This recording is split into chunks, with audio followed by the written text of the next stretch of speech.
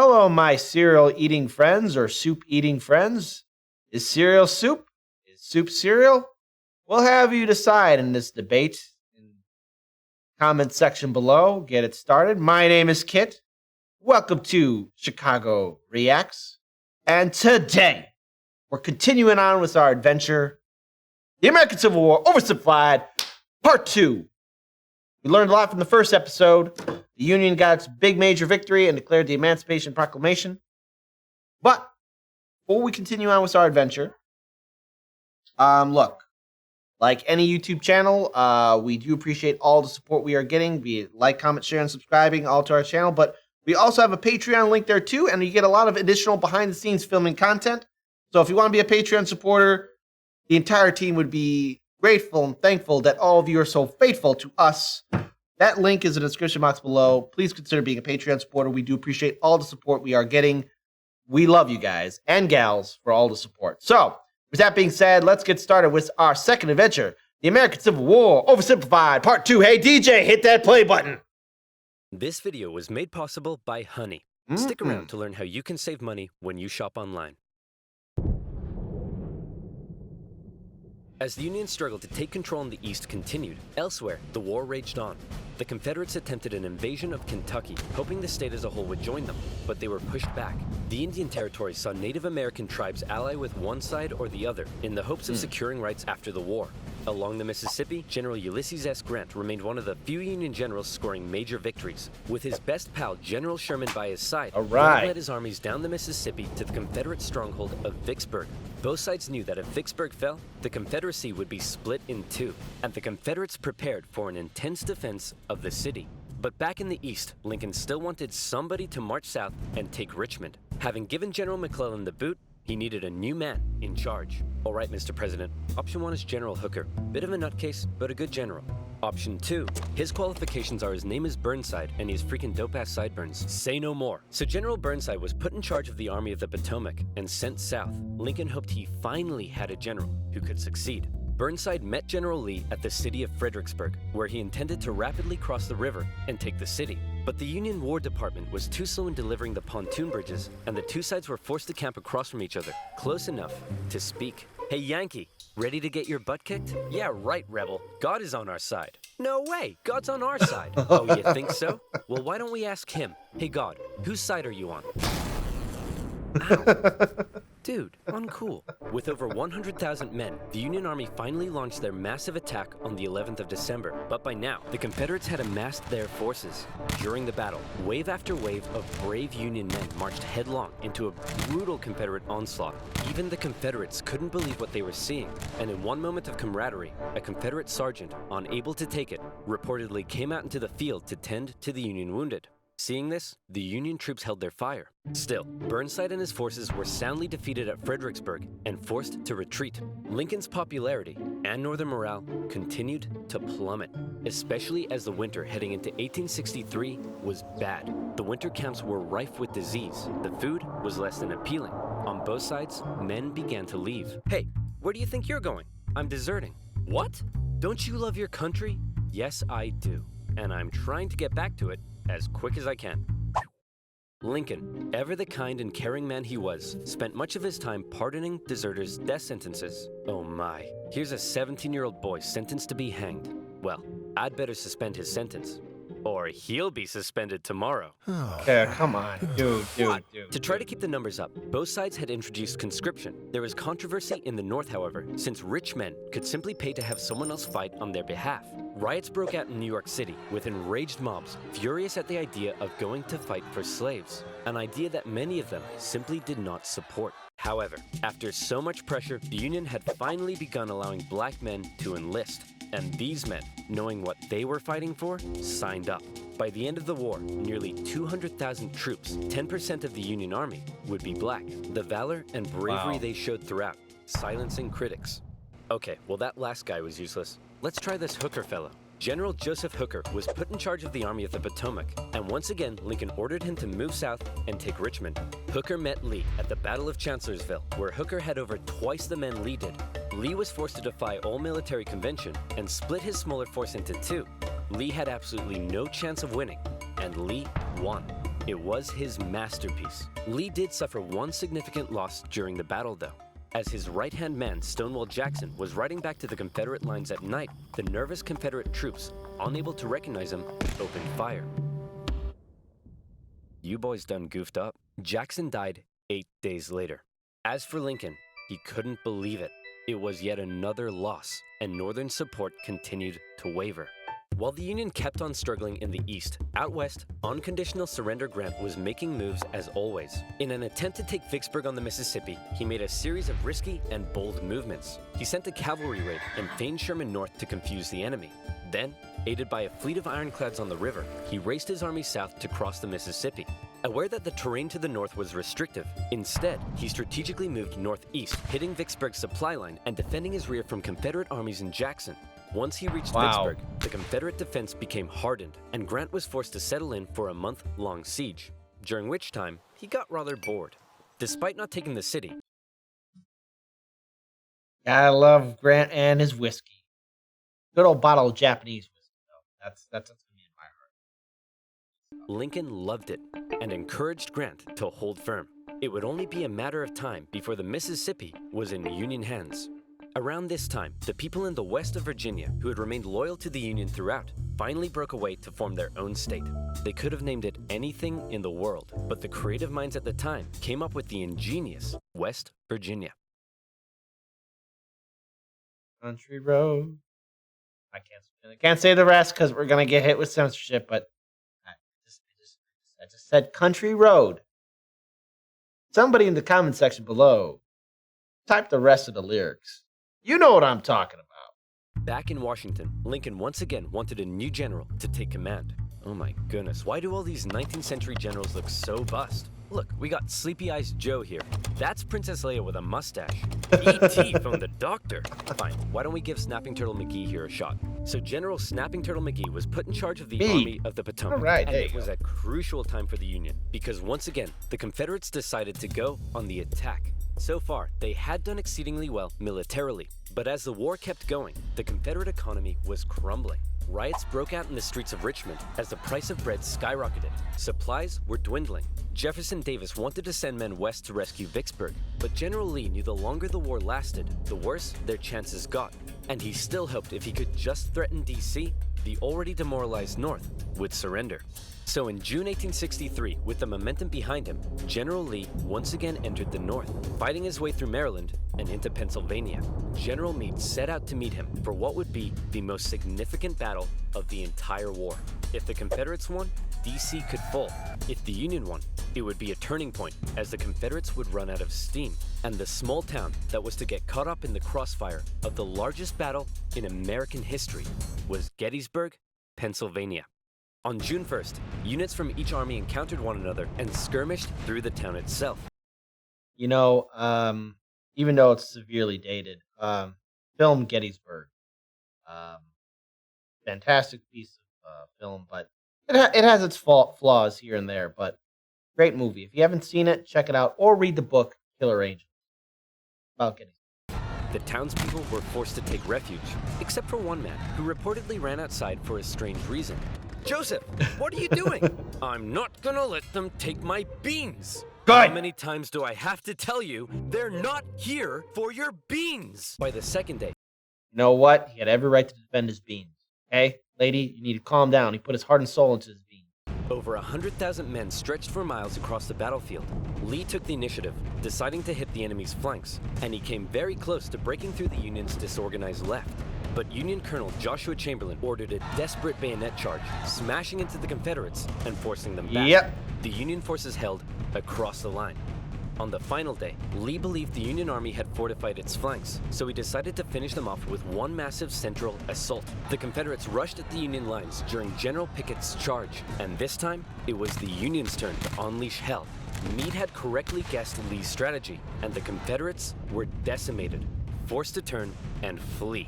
A devastated General Lee called out to his fleeing and wounded men, telling them it was his fault. And after holding for a counterattack that never came, he ordered a retreat back into Virginia. The North had just managed to score a massive victory, and one they desperately needed. And if that wasn't enough, in the West, after a month-long siege, Vicksburg finally fell. The North now Confederacy held the split in two. Mississippi. And better yet, it was the 4th of July. All right, take your shots of whiskey, my friends. With control of the Mississippi, Union forces moved into Arkansas and Tennessee. Tennessee in particular saw heavy fighting, with Union General Rosecrans masterfully pushing Braxton Bragg's Army of the Tennessee out of Tennessee. He suffered a major setback, however, at the bloody Battle of Chickamauga and ended up under a Confederate siege at Chattanooga. At one point during the siege, a temporary truce was declared so that wounded men could be recovered. And often in the Civil War, during these small truces, men from both sides would meet in the middle to trade things like tobacco, coffee, and maybe even honey. Ooh. Do you like honey? Me too. Yeah, honey's really delicious, especially on toast. I think honey's great on toast. Bees are great. And you know what rhymes with honey? Money. Did you know honey We love money. can help you save money? Let me explain. Honey is a free browser extension that automatically finds you the best coupon codes when you buy stuff online for free. For example, here I am purchasing 100 pepperoni pizzas because what the heck, I do what I want. Yeah, With just a right. click of a button, I've saved $210. Nice. Ooh. Honey works with over 30,000 websites, including eBay, Target, and Expedia. And it's already found OverSimplified subscribers over $46,000 in savings. It takes just Come on, folks. Don't you want to get some savings? Want to save some money and love honey? Go to Honey. 2 clicks to install. And better yet, it's absolutely, positively, 100% free. Get Honey now and start saving money by clicking on the link in the description below. Joinhoney.com/oversimplified. That's joinhoney.com/oversimplified. And as always, you'll be supporting my channel. So thank you. Now where was I? Oh yeah, Vicksburg, 4th of July, and the Whiskey. Siege of Chattanooga. There you Thankfully, General Grant, now in charge of all Western Union armies, showed up and karate-kicked Bragg right back into Georgia. Like this. go. Oh, With Sherman and Hooker, Grant took yeah, Grant's not fucking around here, folks. on Confederate positions in the mountains around the city, including the famous battle above the clouds and Mission Ridge. Grant continued to be Lincoln's #1 guy. With these victories, Lincoln hoped the war was finally turning.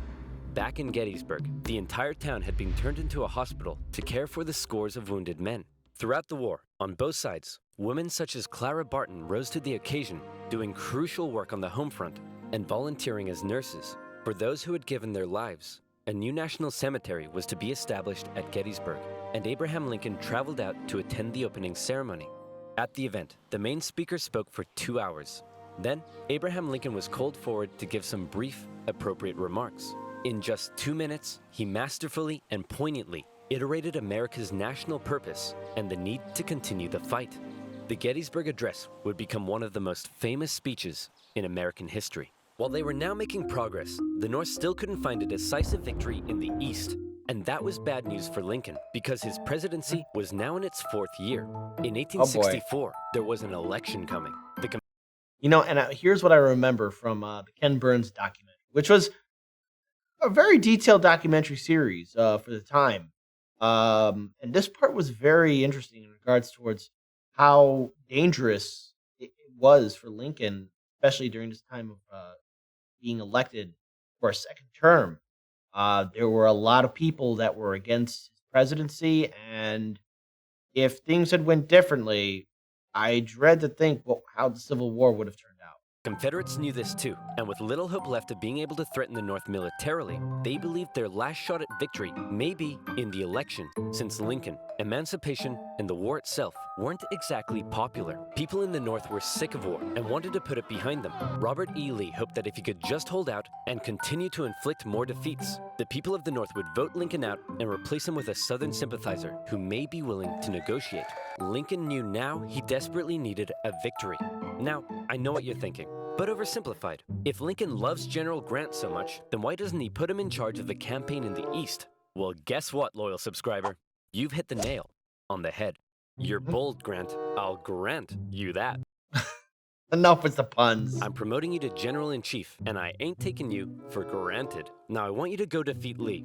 Grant me my wish. Please stop. So Grant was put in charge, and he came up with a new plan. He wanted to press the Confederates on all fronts, with General Banks to capture Mobile, Alabama, General Sherman moving south to Atlanta, and Grant joining the Army of the Potomac as they advanced through Virginia. In May 1864, that plan went into action. Sherman steadily advanced on Atlanta, facing off against the smaller Confederate army under General Joseph E. Johnston. In addition, a cruel yet highly skilled cavalry general and winner of the funniest Confederate... That's an actual statue, too.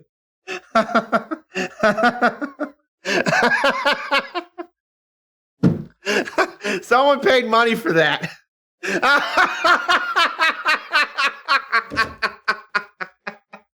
I wonder what he thought when that statue was unveiled. Like, oh no, I don't really look like that. To which his friends turned to him and said, yes, you do. All the time. Every time. No filter. Destroy it. Statue Award, Nathan Bedford Forrest, was also nearby. Also known as namesake, the good old person named Forrest Gump. Shrimp captain. Doing his best to threaten Sherman's advance. But in a series of battles, Sherman dominated and pushed Johnson back to the city. But he was held just outside of Atlanta itself and was forced to lay siege. Meanwhile, the main show was happening to the east in Virginia. The Union's top general was finally about to face off against the Confederacies. Lincoln hoped Grant would bring something new to the Eastern Theater, and bring something new he did. As Grant began moving south, Lee still regularly outmaneuvered him and inflicted heavy casualties, hoping to demoralize the North as much as he could. But here's what set Grant apart from others. He knew Lee was running out of men and that the North by comparison had plenty. Grant would throw his forces at Lee, and even when Lee repelled them, Grant, rather than pulling back, would give the order to keep moving forward and fight Lee again and again. In under 6 weeks, 80,000 men would be killed. God, that's the cost of these conflicts. Killed, wounded, or missing. In D.C., Grant was criticized for being a butcher. At the Battle of the Wilderness, the Union casualties were so heavy that Grant reportedly began to weep. But still, Grant could replace his losses. Lee couldn't, and he was being pushed all the way back to Richmond. Lee knew once he got there, he'd be under siege. Then, it would only be a matter of time. Close to Richmond, Grant again suffered horrific casualties in a miscalculated assault at Cold Harbor. Then, trying to be a trickster, instead of moving on Richmond directly, Grant moved towards Petersburg to flank the Confederate capital and cut its supply line. But, just like Sherman, Grant was halted outside of the city, and he too was forced to settle in for a siege. 2 identical sieges would not be good enough for Lincoln's re-election. The people of the North saw the casualties Grant had been taking, and they weren't happy. To make matters worse, Lee had sent Jubal Early north to threaten D.C., with the hope of forcing Grant to withdraw troops from Richmond. Early was repelled on the outskirts of the city, with President Lincoln even attending as an observer, but the North had been given a fright. So with the war currently in a stalemate, who was to be Lincoln's opponent in the critical 1864 election? Who would the Democrats Sponsored by Uncle Joe's Snake Oil Emporium. choose? Guess what, baby? I'm back. That's right. General George B. McClellan would run for president against Abraham Lincoln. My fellow countrymen, if you elect me, I, the great General George McClellan, will fearlessly and valiantly win the war. Unlike this douchebag, many Democrats, however, including McClellan's running mate, wanted to end the war. So it's possible McClellan may have ended up fearlessly and valiantly making peace with the Confederates, which is exactly what they were hoping for. With the war in a stalemate and Lincoln still not popular, it looked like McClellan would win, and the Confederacy may have a chance at surviving after all. Lincoln himself said that without some kind of major victory, it seemed exceedingly probable that this administration will not be re-elected. Well, fret not, Abe, because if it's a major victory you want, it's a major victory you'll get. Atlanta had been under siege by General Sherman for just over a month. After a number of battles around the city, Sherman sent a force south to sever the city's supply line, and Confederate General Hood was forced to abandon it. Atlanta, one of the Confederacy's most important cities, had fallen into Union hands. For many, it was clear that the Confederacy's defeat was... That's what people forget to remember. Like, city got burnt, blown up, smacked around. Now inevitable, and the war would soon be over. When the final results came in, Lincoln had won with an electoral college landslide, with the troops in particular voting overwhelmingly for Lincoln, which must have been touching for their commander-in-chief. Hey man, looks like you lost. No hard feelings? I didn't lose. I merely failed to win. Hey, what's the point of winning, right? I mean, come on. I didn't lose. Failed to win. In January, Lincoln involved himself heavily in ensuring the 13th Amendment made it through Congress. In a narrow and historic vote, the amendment passed, Slavery would now be constitutionally banished throughout the nation. Black men and women, watching the vote from the galleries, knew the work had only just begun. A couple months later, at his second inauguration, with victory right around the corner, he didn't celebrate, he didn't gloat. Instead, he emphasized the need for reunification and binding up wounds. To him, Americans, North or South, were to again be compatriots. However, listening to Lincoln speak that day was a man who had no interest in reunification. Woods Booth, an actor living in D.C., was also a deep Southern sympathizer, and as the war turned against the Confederacy, depressed and full of hate, he was already plotting his revenge on the man he held responsible. With further Confederate losses, it was pretty clear at this point who would win. But still, Jefferson Davis showed no sign of giving in. The North were frustrated to see the conflict being dragged out. Why waste more lives? In Atlanta, General Sherman believed he had the key to forcing the Confederacy's hand. He had an unusually modern concept that an army could only survive with the support of the people. Strike at the people, and the army collapses. Sherman decided to do something unprecedented. He would remove his 62,000 men from their supply line and march through the heartland of the Confederacy, where they would live off the land. There, they would wreak havoc. As they marched, they tore up railroads, burned farms, and destroyed communication lines. They also liberated thousands of slaves. The damage done was estimated at $1.4 billion. The tactics were cruel, but to Sherman, it was better than losing yet more men in battle. In December, he reached Savannah, Georgia, but he wasn't done yet. Sherman wasn't fucking around. He damn well did the job necessary to at least win, more importantly, aid the Union Army in beating serious blows to the Confederacy. Next, he turned north to inflict his... And also, more importantly, look, let's look at the idea of what the Confederacy was fighting for. It was fighting to keep people in chains. It was fighting to uphold the institution of slavery. What a god-awful cause that is. No. You know what? Hey, you got to break the institution. And let's face it, too. When you look at the history of the Confederacy and its constitution and the individual states, they were all fighting to keep slavery legal. Not right. Punishment on the first state to secede, South Carolina. As he moved, he came ever closer to General Lee's army, still holding out at Petersburg.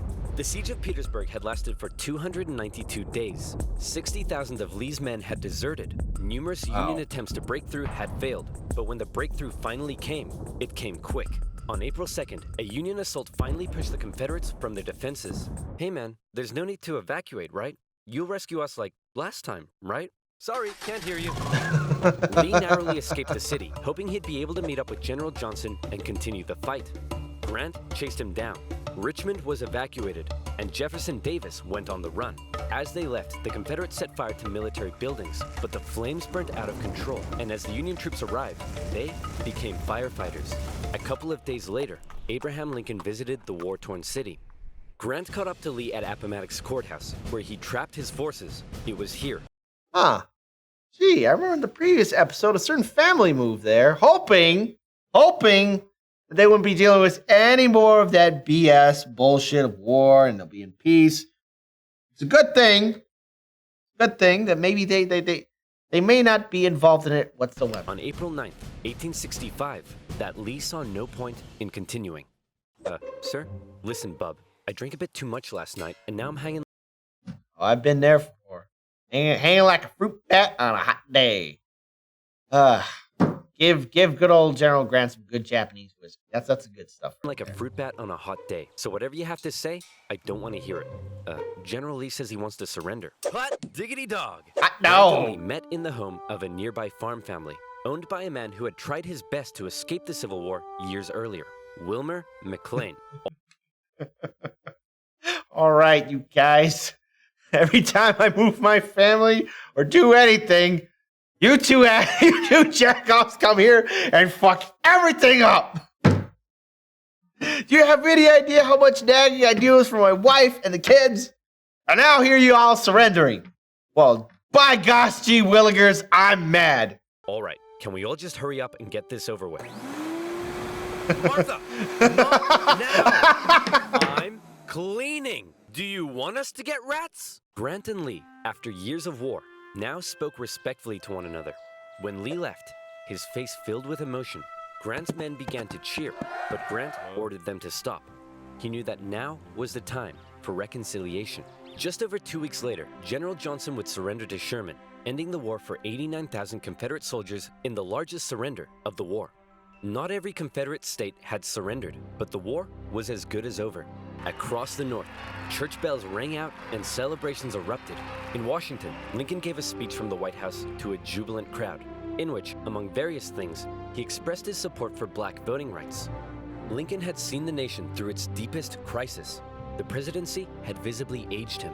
He had lost over 20 pounds. He said sometimes, "I think I am the tiredest man on earth." I'm not sure tiredest is a word, but geez, the man's exhausted. Cut him some slack. On a carriage ride with Mary, Lincoln clearly was looking forward to being a president in a time of peace. He was apparently very cheerful, surprising his wife, and he told her that between the war and the loss of their son, they'd both been very miserable. Now, it was time to be happy. On the evening of April 14th, Lincoln attended a play with his wife and some friends at Ford's Theater. It was a comedy, and the president appeared to be enjoying it very much. In a nearby bar, John Wilkes Booth swallowed 2 glasses of brandy. He slipped quietly into the president's booth and awaited for the audience's laughter to rise. The president was shot in the back of the head.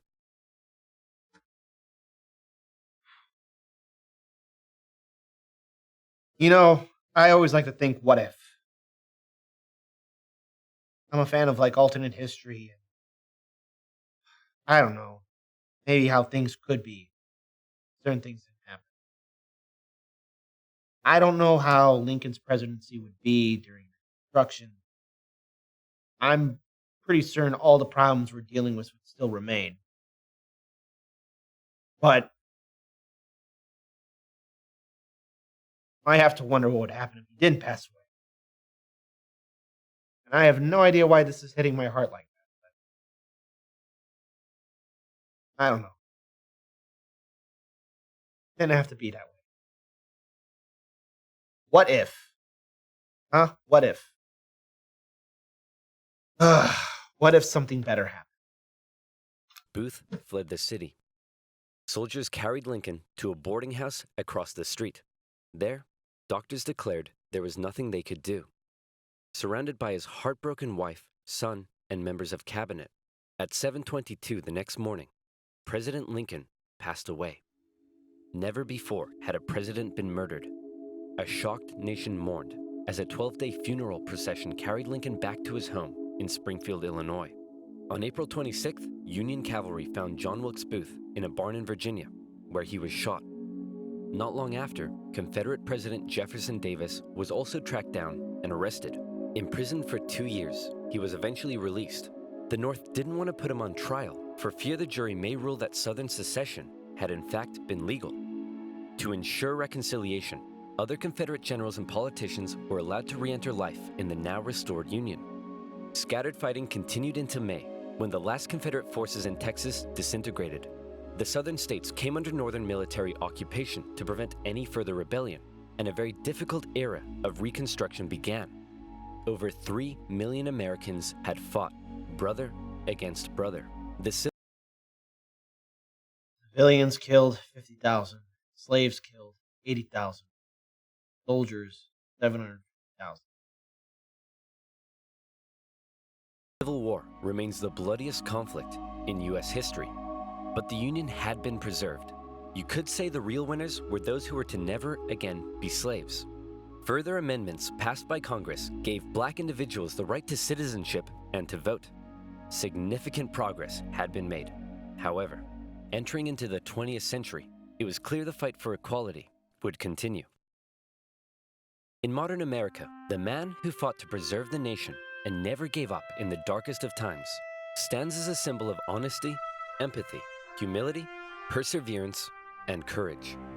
A continuous reminder of what has forged America and what it should ever strive to be.